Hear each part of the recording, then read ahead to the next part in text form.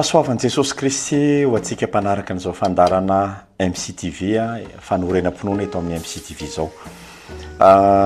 Fahasoavana isan'andro isan'andro, famindram-po isan'andro isan'andro no tonga eo amin'ny fiainantsika ary zany dia avy amin'Andriamanitra zany. Tsisy tanteraka isika, tsisy mendrika isika fa noho ny amin'ny halehiben'ny fitiavany dia mbola misy an'izao fotoana ifampaherezana izao amin'ity anio ity. Aza miala fa anaraka tenin'Andriamanitra tsika fa milohan'izay ndeha tsika hivavaka.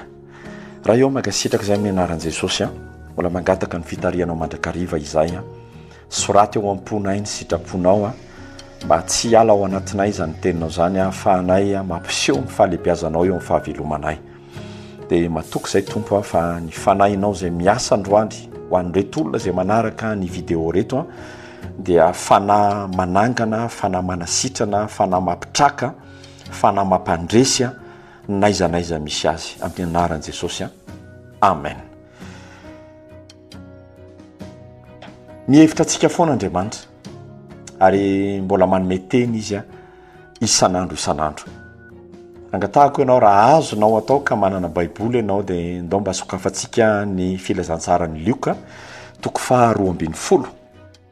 Filazantsarany Lioka toko faha 12 dia raintsika ny 5:5. Mivaky toy izao amin'ny anaran'i Jesosy manao hoe: ary hoy izy tamin'ny olona, Jesosy nilaza zany, mitandrema ka miarova tena mba tsy ho azo ny fieremana ianareo, fa ny ain'ny olona tsy miankina amin'ny habetsahany zavatra ananany. Ry havana malala ao amin'ny tompo, nisy adihevitra be talohan'ny fotoana io tenenan Jesosy io. Satria nisy piray tapo miady lova. Rehefa miady lova dia nalahelo ny anankiray dia nanatona an Jesosy dia niteny hoe: Jesosy ohatra ny alainy le rahalahiko daholo le lova fa ahoana ny anjarako? Dia hoy Jesosy hoe, satria le rahalahy io zany efa mpanaraka an Jesosy, manaraka fampianarana, dia hoy Jesosy hoe: mitandrema tsara hoy izy fa zao miarova ianao tena mba tsy ho azo ny fieremana. Ndikany hoe fieremana dia le fitiavana ny arenana zao tontolo zao, fifikirana ny amin'ny zavatra ny tany. Dia hoy Jesosy hoe mitandrema mba tsy ho azo ny fieremana. Mba to Jesosy miteny an'izay mba tsy ho azo ny fieremana dia tena mpahazo ny fotsika tompoko ny arenana zao tontolo zao, ary makarary atsika mihitsy rehefa misy anjara atsika ka lasan'ny olona zay. Dia mba niteny tamin'i Jesosy izy fa ny ao amin'i Jesosy efa tena fanjakana hafa, efa tontolo hafa no nizarain'i Jesosy. Tena laza Jesosy tao anatin'izany hoe mba fantatrao moa izy fa ny ain'ny olona ne hozy izy dia zao hoe tsy miankina amin'ny habetsahany zavatra ananany.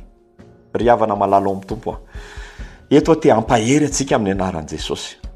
Mety misy fifanolanana takan'izany no misehatra misy atsika, fa raha kristianina ianao, raha mpanara-dia ny Kristy ianao, raha tena efa nanolo tena ho an'i Jesosy ianao, dia ny fonao manana arena tsy tapesipeseny dia ny fanjakan'Andriamanitra.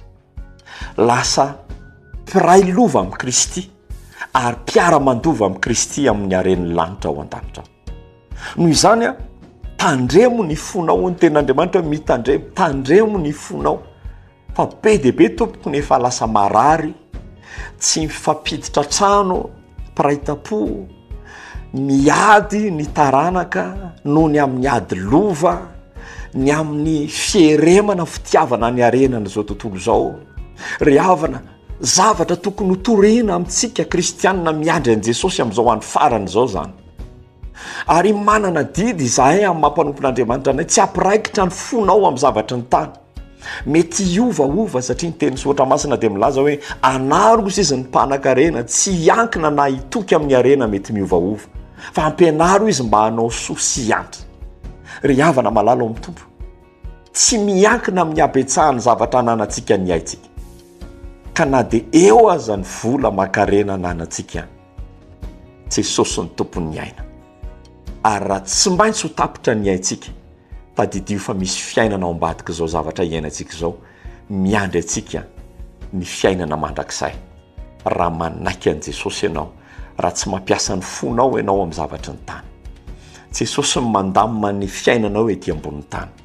Izy ny manome rariny ho anao, ambeny ny fonao tsy raikitra amin'ny zavatra ny tany mety miovaova, fa reny dia mety hampanalavitra antsika amin'Andriamanitra.